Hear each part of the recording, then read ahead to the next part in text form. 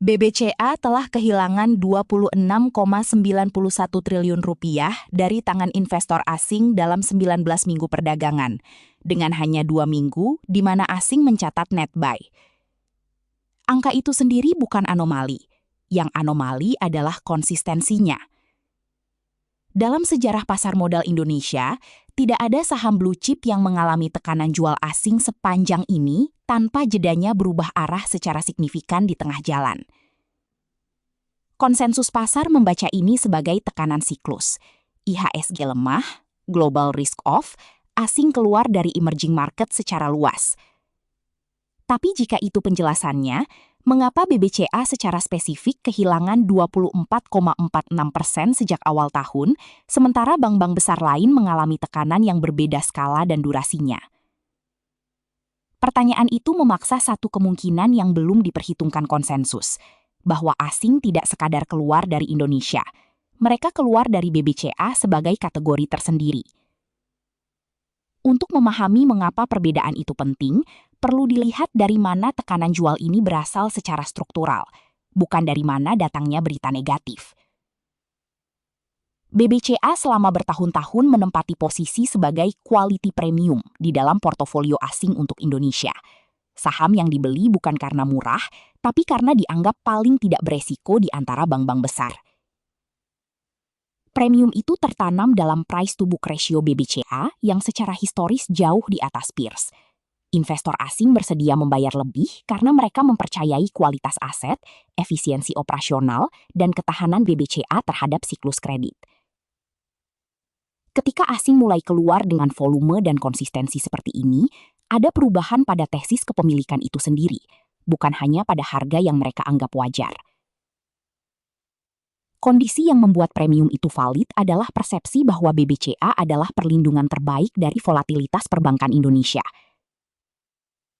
Tekanan jual 19 minggu ini mengindikasikan bahwa sebagian alokator global sedang mempertanyakan apakah perlindungan itu masih bernilai sebesar premium yang pernah mereka bayar. Yang belum terjawab adalah apakah pertanyaan itu muncul dari perubahan fundamental di dalam BBCA sendiri atau dari perubahan dalam cara alokator global memandang Indonesia sebagai destinasi modal. Jika jawabannya adalah yang kedua, maka BBCA bukan yang salah. Tapi justru karena BBCA adalah saham Indonesia terbesar dengan likuiditas tertinggi, dialah yang paling mudah dijual pertama. Urutan kepemilikan ini, siapa yang masuk lebih awal ke premium, dan karena itu menanggung lebih banyak keuntungan yang perlu dilindungi, menjelaskan mengapa tekanan keluar BBCA jauh lebih dalam dibanding BMRI atau BBRI, meskipun fundamental ketiga bank relatif berdekatan. Yang belum terkonfirmasi adalah apakah tekanan jual ini berasal dari alokator yang memang merevisi tesis Indonesia secara menyeluruh, atau dari dana-dana yang spesifik mereposisi BBCA karena pembobotan MSCI yang akan berubah. Dua mekanisme dengan implikasi sangat berbeda untuk pemulihan. Rebalancing MSCI yang efektif pada 29 Mei 2026 menjadi narasi dominan dalam seminggu terakhir untuk menjelaskan tekanan pada pasar Indonesia.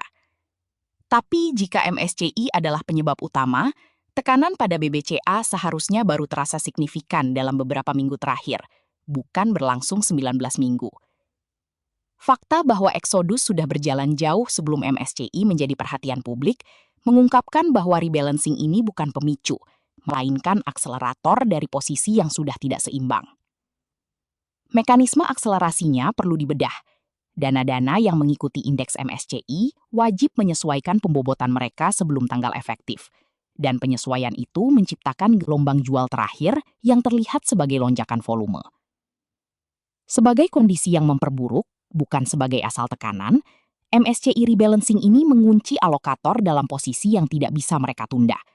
Mereka yang belum sepenuhnya keluar dari posisi sebelum tanggal efektif dipaksa untuk segera mengeksekusi.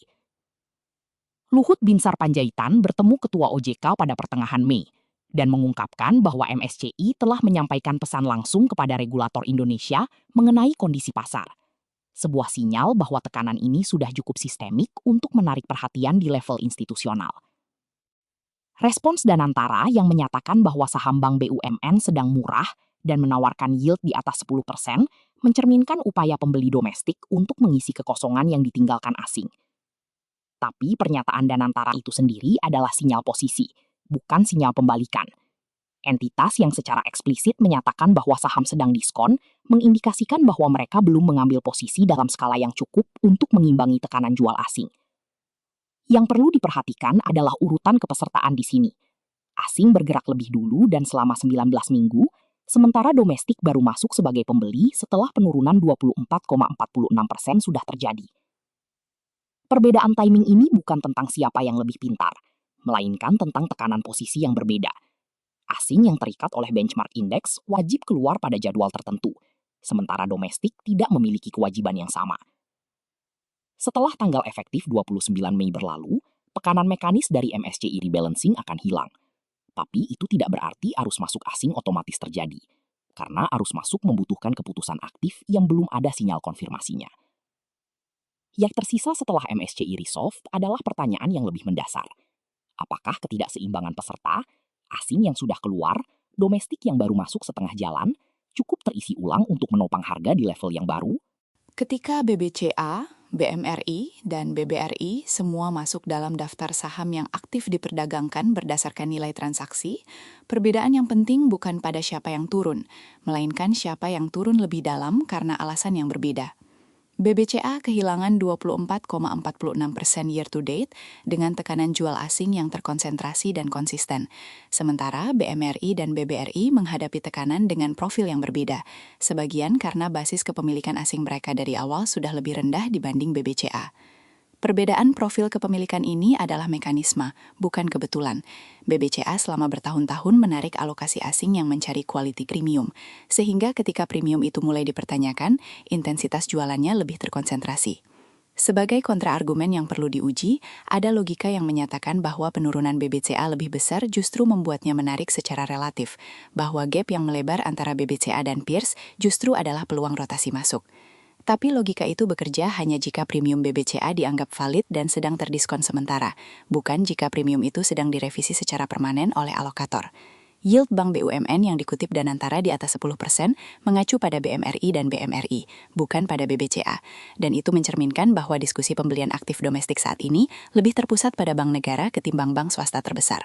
Rotasi dari BBCA ke BMRI dan BBRI, jika sedang terjadi, mengubah logika alokasi sektoral, dari beli perbankan Indonesia berkualitas terbaik menjadi beli perbankan Indonesia yang paling murah secara valuasi saat ini. Pergeseran dari kriteria kualitas ke kriteria valuasi relatif adalah perubahan frame yang signifikan, dan jika itu yang sedang terjadi pada portofolio asing, pemulihan BBCA ke premium historisnya membutuhkan lebih dari sekadar stabilisasi harga. Yang belum terkonfirmasi adalah apakah alokator yang sudah keluar dari BBCA akan kembali ke posisi yang sama, atau apakah mereka akan realokasi ke BMRI dan BBRI sebagai pengganti dengan risiko yang dianggap lebih terkalibrasi untuk siklus saat ini. Setelah MSCI rebalancing efektif 29 Mei, pasar akan berhadapan dengan dua skenario yang tidak bisa keduanya benar secara bersamaan. Skenario pertama, tekanan 19 minggu ini memang didominasi oleh penjualan mekanis dari dana-dana yang harus menyesuaikan pembobotan MSCI. Sehingga, setelah tanggal efektif berlalu, ketidakseimbangan posisi mulai terisi oleh pembeli yang menunggu debu meredah.